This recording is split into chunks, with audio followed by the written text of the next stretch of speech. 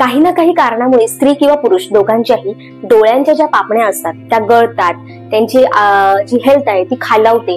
मग ह्या पापण्या पुन्हा आपण चांगल्या करू शकतो का, त्यांना आरोग्यदायी बनवू शकतो का, हेच आजच्या व्हिडिओमधून मी तुमच्यासोबत शेअर करणार आहे. म्हणूनच आजचा व्हिडिओ पूर्ण पहा.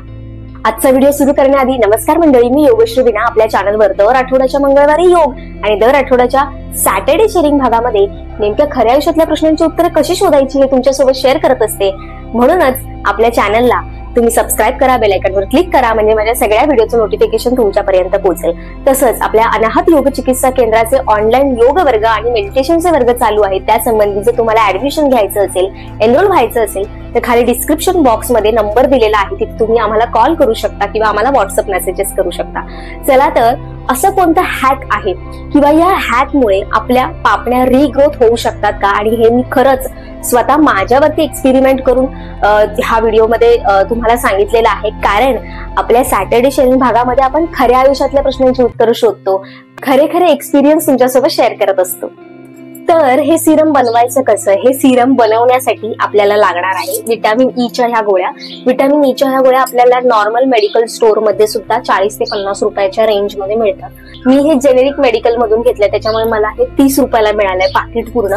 असं मी एक पूर्ण अख्खं पाकिट वापरल्यानंतर आज हा व्हिडिओ शूट करते, पूर्ण प्रोसेस सुद्धा मी दाखवेन. आता आपल्याला हे बनवायचं कसं ते बघायचंय. बनवण्यासाठी आपल्याला विटॅमिन ईच्या गोळ्या लागणार आहे. विटॅमिन ईच्या गोळ्यांसोबत अजून आपल्याला कोणता इन्ग्रेडियंट लागणार आहे ते म्हणजे कोरफडीचा गर.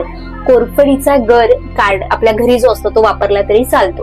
तो जर नसेल तर बाजारामध्ये खूप चांगल्या प्रतीचे ॲलोवेरा जेल मिळतात, ते वापरू शकता. मी कोणतं वापरते त्याचं जे चित्र असेल तर इथे बाजूला देते, किंवा लिंक असेल तर लिंक खाली सुद्धा देते व्हिडिओच्या, तिथे जाऊन तुम्ही पाहू शकता. आता हे सिरम बनवण्यासाठी आपल्याला 2 इन्ग्रेडियंट्स लागणार आहे, एक विटॅमिन ईचं कॅप्सूल आणि दुसरं ॲलोवेरा जेल कोरफडीचा गर.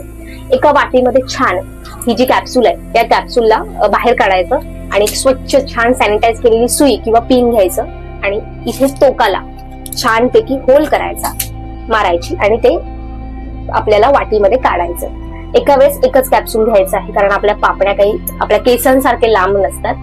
तर त्याच्यानंतर जेवढं आपण ऑइल घेतलं आहे त्यापेक्षा अर्ध आपल्याला ॲलोवेरा जे जेल आहे त्या ॲलोवेरा जेल त्या ऑइल मध्ये मिक्स करायचं आणि छान ते एकत्र ढवळून घ्यायचे आपल्याला चमच्याने. आणि त्यानंतर आपल्याकडे जे बर्ड्स असतात त्याने हळूवार आपल्या पापण्यांची जी टोका आहेत, इथे मुळा आहेत तिथे लावायचंय, पापण्यांच्या लेंथला सुद्धा लावायचंय आणि आयब्रोजला सुद्धा लावायचंय. अशी छोटीशी छान अगदी 1 मिनिटामध्ये होणारी ही प्रक्रिया जर तुम्ही 7 ते 8 दिवस केली तर तुम्हाला खूप चांगला रिझल्ट येतो.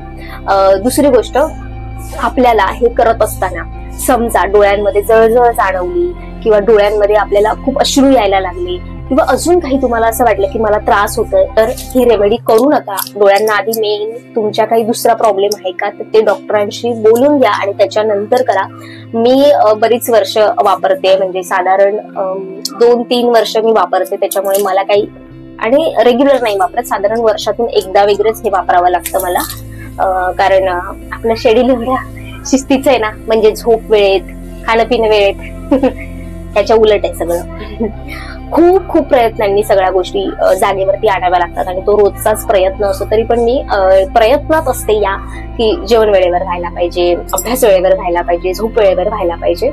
तुम्हाला अजून एक खरं सांगू का, हे सिरम वगैरे ह्या सगळ्या गोष्टी तर मदत करतातच आपल्याला, पण त्या व्यतिरिक्त आपलं जेवण खूप महत्वाचं आहे. मी या दरम्यान जेवणामध्ये माझ्या काय बदल केले सांगते. लिंबू वर्गीय फळ जसे की संत्री, मोसंबी, लिंबू हे सगळं खूप जास्त प्रमाणामध्ये खाल्लं.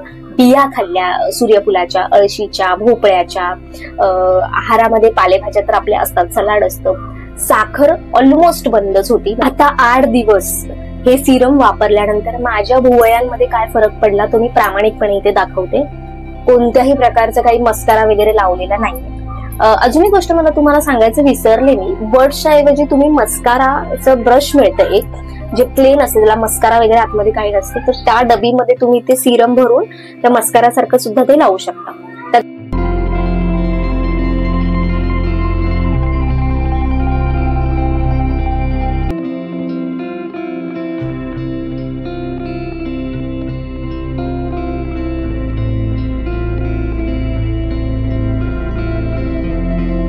हे सिरम वापरल्यानंतर आपल्या पापण्या वाढतात, पण त्या सरळ वाढतात.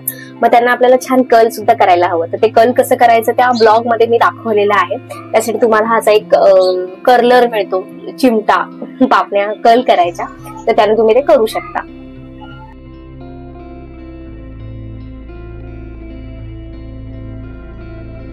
लक्षात घ्या, आपल्या पापण्या जेव्हा छोट्या असतात तेव्हा हे कर्लर वापरायचं नाही, त्याने डोळ्यांना इजा होऊ शकते. त्याच्यामुळे पापण्या छान सिरम लावून वाढवायच्या आणि त्याच्यानंतरच आपल्याला जो हा कर्लर आहे तो वापरायचा आहे. रक्षाबंधन नंतर आता गोकुळ अष्टमी, 15 ऑगस्ट आणि त्याच्यानंतर आपल्या कोकणातला गणेश उत्सव येतोय. आणि ह्या गणेश उत्सवासाठी मी गावाला जाणार आहे, खूप एक्सायटेड आहे.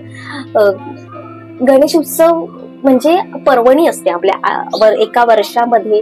तसं तर दिवाळी, दसरा आहेच, पण गणेश उत्सवाची एक वेगळी जागा आहे आपल्या हृदयाच्या कोपऱ्यामध्ये. काळजामध्ये असं एक कोपरा आहे, त्याच्यामध्ये गणेश उत्सवासाठी एक वेगळी जागा आहे.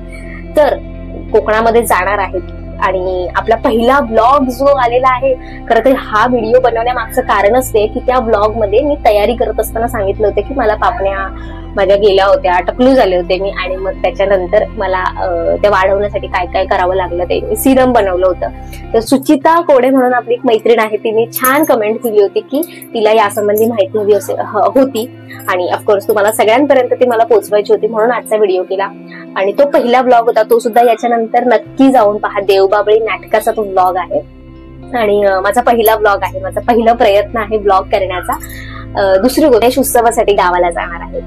तिथे जर तुम्हाला असं वाटत असेल की काहीतरी शूट करावं, छान छान तुमच्यापर्यंत काहीतरी पोहोचवावं, आणि ते जर तुम्हाला हवं असेल तर मला कमेंट करून सांगा. तुम्ही जर मला सांगितलं तर मला करता येईल. कारण बघा, एखादा व्हिडिओ बनवण्यामागे मेहनत लागते, वेळ लागते, पैसा जातो आणि ते सगळं आपण इन्व्हेस्ट करावं लागतं. आणि जर ते तुम्हाला आवडत असेल तरच मी ते करणार. व्हिडिओ तुम्ही पूर्ण पाहिलात, तुम्हाला कळलंच असेल की हा जो हॅक आहे किंवा ही जी रेमेडी आहे ती खरंच उपयोगी आहे. त्याच्यामुळे मला स्वतःला खूप फायदा झालाय. तसंच तुमच्या पापण्या जाण्यामागे काही मेडिकल कंडिशन असू शकतात का, तर ते आधी डॉक्टरांना विचारून घ्या. कधी कधी आपल्या लिव्हरचं फंक्शन बिघडल्यामुळे सुद्धा, म्हणजे आपले डोके सगळणं, डोक्यावरची किंवा पापण्या जाणं किंवा तुम्हाला स्किनचे काही प्रॉब्लेम होणं, हे तुमच्या शरीराच्या आतमध्ये असलेल्या जे प्रॉब्लेम्स असतात त्यांचे लक्षणं असतात. तर तुम्ही डॉक्टरांना आधी जाऊन विचारा. जर तुमचे सगळे रिपोर्ट्स नॉर्मल असतील, तुम्हाला दुसरा कोणता आजार काही नसेल, आणि तरी सुद्धा जर काही कारणांमुळे, केमिकल्समुळे वगैरे जर तुमच्या पापण्या गेलेल्या असतील, तर तुम्ही हा हॅक करू शकता. तसंच हा व्हिडिओ जो आजचा आहे तो मी एक्सपेरिमेंटल केलाय, म्हणजे मला 7 दिवसामध्ये किंवा 8 दिवसामध्ये फरक मिळालाय. तुम्हाला कदाचित 10 ते 12 दिवस सुद्धा लागू शकतात. आजचा व्हिडिओ तुम्ही पूर्ण पाहिलात त्यासाठी खूप खूप धन्यवाद. भेटूया पुढच्या व्हिडिओमध्ये. तोपर्यंत हेल्दी खा, हेल्दी राहा, निरोगी जगा, आणि असेच नवनवीन हॅक्स जे रिअल लाईफ मध्ये आपण खरंच वापरू शकतो का, हे जर तुम्हाला जाणून घ्यायचं असेल तर मला नक्की कमेंटमध्ये सांगा, म्हणजे मला त्या संबंधीचे अजून व्हिडिओ बनवता येतील.